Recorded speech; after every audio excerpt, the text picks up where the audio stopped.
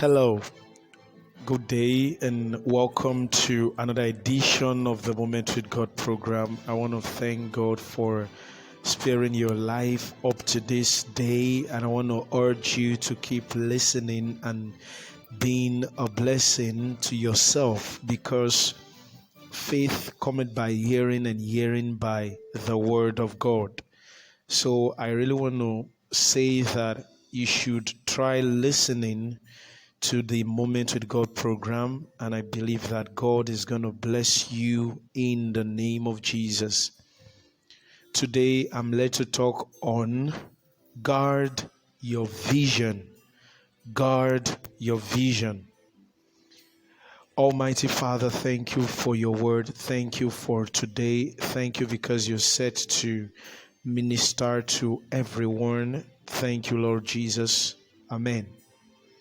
So talking about vision, I'm talking about the word optasia, and it means a kind of apparition. It means a concrete thing that is seen. It means to see something concretely, and it means that it has to do with you, what you see about yourself, what you think about who you are becoming, or who you are, or what you are becoming. That is what I'm talking about today. And I'm made to understand that the word vision most of the time actually means a kind of a mirror, the kind of a mirror through which you see yourself. It is adequately needed for everyone to have the understanding that there is a kind of a sight that you can give yourself. I want to read from the book of Isaiah chapter 1 verse 1. The Bible says the vision of Isaiah, the son of Amos, the vision which he saw concerning Judah, Jerusalem in the days of Uzziah, Jotham, Ahaz, and Hezekiah, kings of Judah. So this is actually a vision of Isaiah, and it's talking about the vision, a kind of a revelation, a kind of a sight. So your vision needs to be guarded. You need to guard your sight. You need to guard that thing through which you see into the realms of the spirit. So today's teaching is guard your vision. Guard what you see. Guard the mirrors of your life. Guard your sight. Guard your spirit. Guard your heart. Now you should pray that God would open your eyes of understanding, that you would begin to see visions about what God is said to do. You know, the Bible says, then was the secret revealed unto Daniel in a night vision.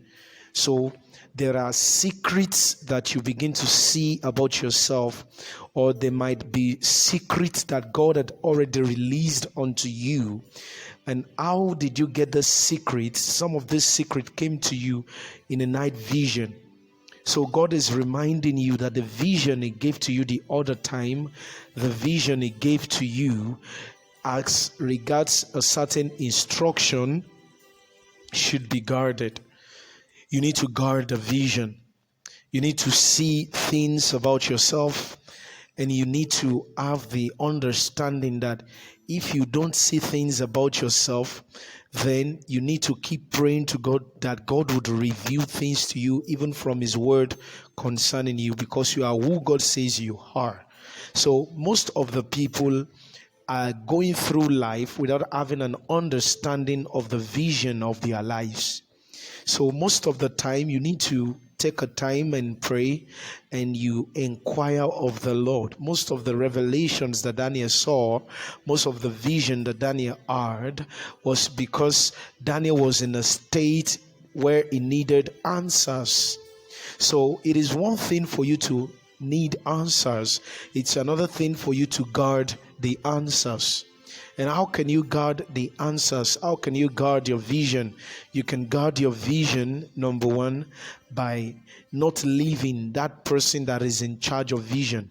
Who is in charge of vision? There is a God that is the God of visions. there is a God that is the God of vision. The Bible says in the book of Proverbs 29 verse 18, it says, where there is no vision, the people perish, but he that keepeth the law, happy is he. Where there is no vision. Vision in this context is where there is no revelation, where there is no utterances about you, where there is no images about you that you see about yourself, that you think about yourself. When your sight is not functioning up to expectation. Now the word vision in this Proverb 29 verse 18 is chazen, and it means a sight. So guard the vision, guard your sight. Now your sight is actually that revelation that God gave to you concerning that thing you've been praying about. And God is saying to you today that you should guard your vision, the chazin. You should guard your sight. You should guard the sight of your heart. Whatever you see about yourself is what you become.